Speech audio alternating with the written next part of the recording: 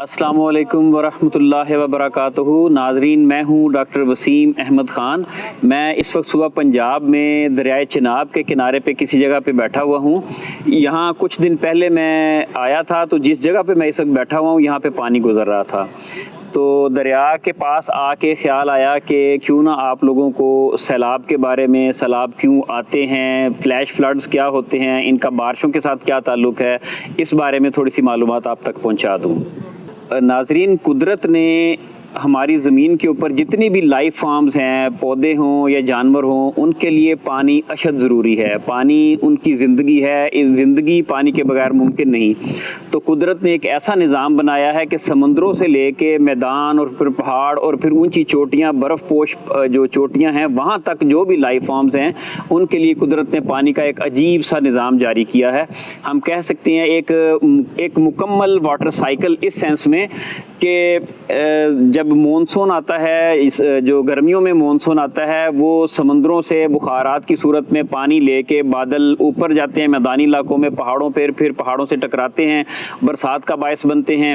اور وہ پانی یا جو سردیوں میں پہاڑوں پر برف جم جاتی ہے، وہ جب گرمیاں آتی ہیں تو پگھلنے کے ساتھ ساتھ دریا، ندی نالے جاری ہوتے ہیں، اور پھر اس طرح مونسون کی بارشیں پہاڑوں پہ برستی ہیں تو پانی وہاں سے ندی نالوں کے ذریعے بہنا شروع ہوتا ہے اور ہزارہا کلومیٹر کا فاصلہ طے کرتے ہوئے الٹیمیٹلی پھر سمندر میں جا ملتا ہے۔ تو بیچ میں جتنے درخت، پودے، جانور آتے ہیں ان کے لیے پانی مہیا قدرت اس طرح سے کرتی ہے۔ عموماً جو سیلاب آتے ہیں وہ مونسون میں آتے ہیں، جو گرمیوں کی مونسون بارشیں ہوتی ہیں اس میں، کہ اس دوران سورج کی شعاعیں پہاڑوں پر جب عموداً پڑ رہی ہوتی ہیں تو برفیں پگھلتی ہیں، اس سے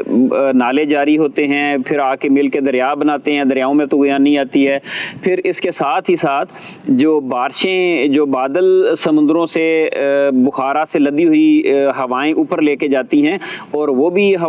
پہاڑوں سے ٹکرا کے بارش کا باعث بنتے ہیں۔ اور ایک تو برفوں کے پگھلنے سے پانی آتا ہے دریاؤں میں، دوسرا بارشیں کثرت سے ہونے کی وجہ سے پانی زیادہ ہو جاتا ہے۔ اور یہ آج کل کی بات نہیں، یہ صدیوں سے سلسلہ جاری ہے کہ گرمیوں میں دریاؤں میں طغیانی آ جاتی ہے اور وہ سیلاب کا باعث بنتے ہیں۔ جو روٹین میں سیلاب آتے ہیں وہ تو پہاڑوں پر برفوں کے پگھلنے سے اور پھر ساتھ ہی ساتھ مونسون میں جو بارشیں ہوتی ہیں ان کی وجہ سے آتے ہیں، لیکن ایک اور بھی طریقہ ہے جس کو کلاؤڈ برسٹ کہتے ہیں، یعنی جب کسی جگہ پہ ہوا کا دباؤ کم ہوتا ہے تو ارد گرد کی ہوا رش کرتی ہے، تیزی سے اس جگہ پہنچتی ہے، تو بادلوں کو کھینچ کے اس جگہ پہ لے آتی ہے۔ جب ایک یا دو یا تین اطراف سے بادل وہاں پہ جمع ہوتے ہیں تو ہوا یا اس میں وزن یا بخارات کا وزن زیادہ ہونے کی وجہ سے وہ برسات بھی ہوتی ہے، یہ بھی بارشوں کا ایک سلسلہ ہوتا ہے۔ ناظرین، یہ سیلاب کوئی آج کل کا سلسلہ نہیں، یہ صدیوں سے یہ سلسلہ چلتا چلا آ رہا ہے۔ اگر ہم پرانی تہذیبوں کو دیکھیں، جیسے ہماری سندھ کی تہذیب ہے، دریائے سندھ یا انڈس ویلی کی تہذیب ہے، یہاں پہ دریائے سندھ میں ہر سال سیلاب آتا تھا اور آتا ہے۔ جو یہاں کے آباد کار تھے یا یہاں کے مقامی لوگ تھے وہ یوز ٹو تھے، وہ عادی تھے، اور انہوں نے جو طریقہ کار اس کی تباہ کاریوں سے بچنے کے لیے اختیار کر رکھا تھا وہ اس طرح کہ مونسون شروع ہونے سے پہلے وہ اونچی جگہوں پہ منتقل ہو جاتے تھے، اپنے مال مویشی اور سارا سامان لے کے اونچی جگہوں پہ چلے جاتے تھے۔ جب سیلاب آتا اور پھر 2-3 مہینے کے بعد جب پانی اتر جاتا تو واپس اپنی جگہ پہ آ جاتے، اور ایسی جگہ جو ہیں پھر اتنی فرٹائل ہو جاتی ہیں کہ آپ جانتے ہیں کہ پہاڑوں سے جو مختلف قسم کے منرلز ہیں پہاڑوں میں ایروجن کے ساتھ یا ٹوٹ پھوٹ کے ساتھ پانی کے ساتھ بہہ کے نیچے آ جاتے ہیں، اور جہاں سیلاب کا پانی آتا ہے، مہینہ 2 مہینے ٹھہرتا ہے، وہ سارے منرل سیٹل ہو جاتے ہیں اور زمین کی زرخیزی میں اضافہ ہوتا ہے۔ اسی طرح اگر ہم مصر میں جو دریائے نیل کی تہذیب ہے اس کو دیکھیں تو وہاں پہ بھی یہی طریقہ کار رائج تھا صدیوں پہلے، ہزارہا سال پہلے، کہ مونسون سے یا جو سیلاب آنے سے پہلے مقامی لوگ اونچی جگہوں پہ منتقل ہو جاتے رہے اور سیلاب کا پانی اترنے کے بعد واپس آ جاتے، اور پھر وہاں پہ جو گندم یا جو کی فصل لگاتے تھے جس کو کہتے ہیں کہ بمپر کراپس، کہ بہت اچھی فصلیں وہاں پہ ہوتی تھی۔ یہ تو سیلاب کے فوائد ہیں، لیکن جو سیلاب کی تباہ کاری ہے اس میں انسان کا اپنا بڑی حد تک عمل دخل شامل ہے۔ میں مثال دیتا ہوں کہ پانی نے اپنے قدرتی بہاؤ کے ساتھ، نیچرل گریڈینٹ کے ساتھ ایک خاص طریقے سے جیسے کہتے ہیں کشش شکل کے ساتھ ساتھ اس نے اپنا قدرتی راستہ بنا کے وہاں سے گزرنا ہوتا ہے. لیکن پانی کا جو قدرتی بہاؤ ہے اس کو، دریاؤں کو ہم نے اپنی مرضی سے، اپنی عقل کو استعمال کر کے دریاؤں کے رخ ہم نے موڑ دیے. اس کے بعد اگر دیکھیں تو بہت ساری جگہوں پہ ہم نے دیکھا ہے کہ پہاڑوں کو کاٹ کر کے ہم نے بالکل زیرو کر دیا، وہاں پہ پہاڑ ہی اکھیڑ دیا. حالانکہ قدرت نے پہاڑوں کا ایک مقصد رکھا ہوا ہے. قرآن کریم میں آتا ہے کہ پہاڑوں کو ہم نے زمین میں میخوں کی طرح گاڑ رکھا ہے، اس کا کوئی مقصد ہے. پھر جنگلات کا اگر آپ دیکھیں تو جنگلات، بڑے بڑے وسیع جنگلات میں باؤنڈری پہ آپ کو بڑے بڑے درخت نظر آتے ہیں، اندر جا کے دیکھیں تو چٹیل میدان نظر آتے ہیں. پھر جو پہاڑی سلسلے ہیں ان کے اوپر درختوں کو کاٹ کے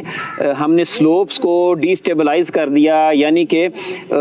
لینڈ سلائڈنگ بہت زیادہ ہو جاتی ہے، ایروجن بہت زیادہ ہوتا ہے. درختوں کا کام ہے، ان کی جڑوں کا کام ہے کہ زمین کو باندھ کے رکھتے ہیں. لیکن جب ہم نے پہاڑوں کی سلوپس کے اوپر سے درختوں کو ختم کر دیا تو وہ لینڈ سلائڈنگ کا سلسلہ بھی شروع ہو گیا. پھر جو قدرتی گزرگاہیں ہیں پانی کی، یا برساتی نالے ہیں، اس میں اگر آپ دیکھیں، میں صرف اپنے ملک کی بات کرتا ہوں تو بے شمار جگہوں پہ آپ کو یہ صورتحال نظر آئے گی کہ جو پانی کی قدرتی گزرگاہیں ہیں وہاں پہ ہم نے مال مویشی پال رکھے ہیں، وہاں پہ کھیتی باڑی کی جاتی ہے، وہاں پہ ڈیرے بنے ہوئے ہیں. مطلب ہے کہ انکروچمنٹ ہے، اور جیسے کہتے ہیں نا مال مفت دلے بے رحم، تو جگہوں پہ قبضہ اور قبضہ مافیا کا راج ہے. یعنی کہ پانی کا جو قدرتی بہاؤ ہے اس کو ہم نے کوئی کسر نہیں چھوڑی کہ اس کو ہم روکیں یا ڈسٹرب کریں. یہ جو ہر سال سیلاب آ جاتے ہیں اور اتنی تباہی پھیلاتے ہیں، یہ صرف پاکستان انڈیا کے ساتھ ہی نہیں، یہ پوری دنیا میں سیلاب آتے ہیں. اور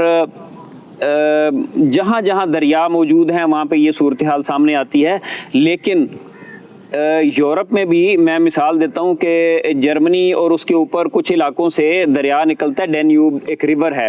اور وہ نیچے کئی ملکوں سے ہوتا ہوا سمندر میں پہنچتا ہے. اور آج سے 150 سال پہلے وہ اتنی تباہی پھیلاتا تھا جتنی ہمارا دریائے سندھ کرتا ہے. لیکن ان لوگوں نے عقل سے کام لیا، سائنس سے فائدہ اٹھایا، اور انہوں نے اس دریا کو اتنا گہرا کیا، اس کے کنارے اتنے مضبوط بنائے کہ دونوں سائڈوں پہ روڈز ہیں، اور اس دریا کے اندر اب بڑی بڑی کشتیاں اور شپ چلتے ہیں تجارت کی غرض سے. تو ایک قطرہ بھی پانی کا کناروں سے باہر نہیں اچھلتا.